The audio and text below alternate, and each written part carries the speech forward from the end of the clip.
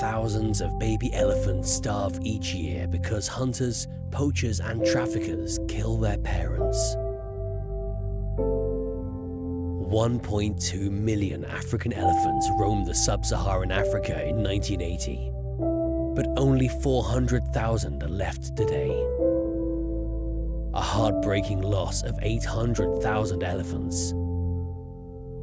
So we estimate that somewhere between 80,000 to 120,000 baby elephants have been left to die.